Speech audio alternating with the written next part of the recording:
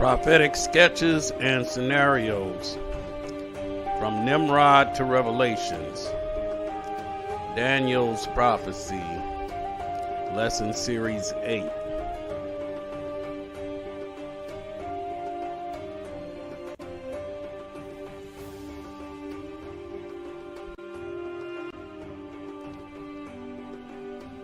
Okay, this should be the last presentation dealing with Nebuchadnezzar's dream found in the second chapter of Daniel. We're going to finish up on the 10 toes on the feet of iron mixed with clay.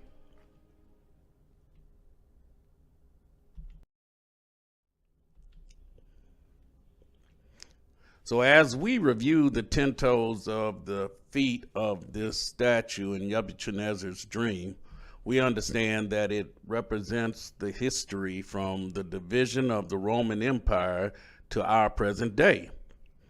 The 10 toes mixed with marri clay represent how the Roman Empire eventually became the 10 European countries. Just as marri clay doesn't mix with iron, so there is no strength in this European Union, even though they seem like they're together, but there's really no strength or no real cohesion. But there is a secondary application of this prophecy. Just as marri clay doesn't mix with iron, the union between church and state is also fragile and weak. Conversely, the church of Yeshua HaMashiach and paganism cannot be mixed. So how did the church become mixed with paganism and the state?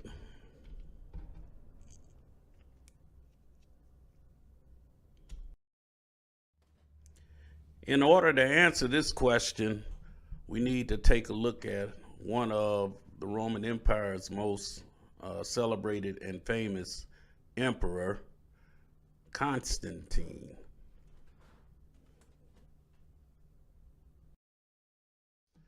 The Christian church will begin to mix with the political state of Rome under Constantine. Pagan Rome will mix its pagan beliefs with Christian beliefs. In AD 306, Constantine became emperor of Rome. But before he became sole emperor of Rome, he had to do battle with Maxentius, who asserted his claim to the empire as well.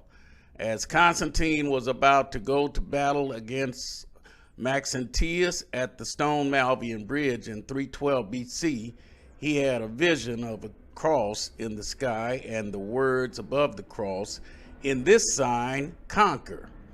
Constantine was victorious in this battle. After winning the battle at the Stone Malvian Bridge against Maxentius, Constantine was supposedly converted to Christianity.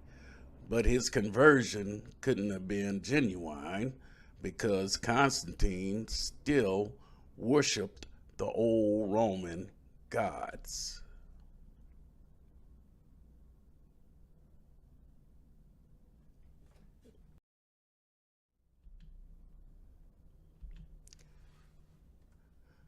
And of course, his worshiping of the old Roman gods was in violation of Exodus, the 20th chapter, verse 3 to 6. Where it says, "Thou shalt have no other gods before me.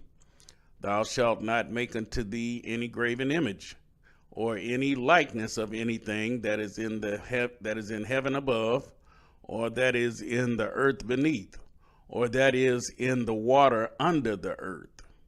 Thou shalt not bow down thyself to them, nor serve them.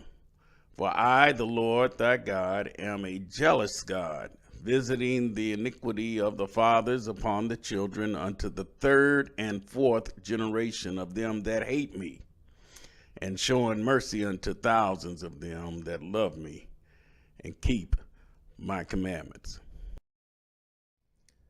Christians went from being ostracized and persecuted to being able to openly become respectable citizens in the empire. They were even able to hold positions of power in government. Being a Christian would help you in your pursuit to advancing in the civil government. So Christianity became the state religion. But when many of the citizens of Rome began to convert to Christianity, they still had their old propensities towards the Roman gods.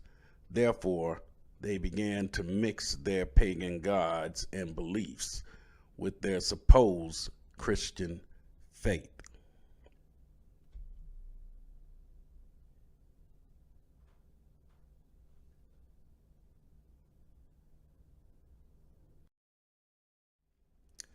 When Constantine was emperor, he moved his seat of power to Byzantium. Today, that would be modern-day Istanbul. He left the Bishop of Rome in charge of the Western Empire. So not only did the Bishop of Rome have power over the Western Empire, in 538 AD, the Eastern Roman Emperor Justinian made a decree that the Bishop of Rome is the head of all churches. This act alone gave the church civil, political, and ecclesiastical power. Church and state was united, and this is the mixing of iron and clay. But in that iron and clay cannot mix, so the mixing of ecclesiastical power and state power will never mix.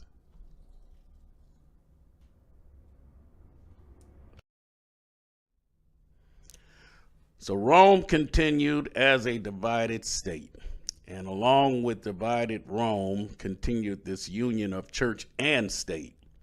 And just as the prophecy given to Nebuchadnezzar was laid out in the feet and toes of iron mixed with clay, the Roman Empire was divided, picked apart, and made weak. Church and state was mixed, and Christianity and paganism was mixed. And of course, Rome and its weakened state, due to these incompatible elements, has morphed into the European Union and the United States of America. But the truth and lies do not mix.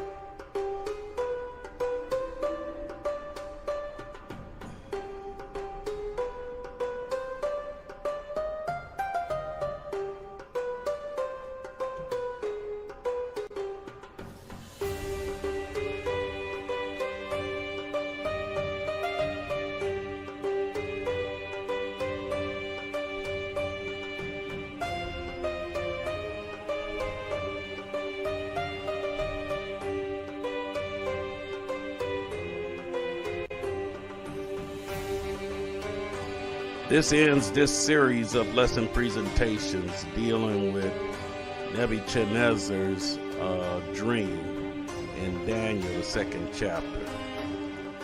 We move on to the next series of prophecies that occurred in the book of Daniel. Shalom.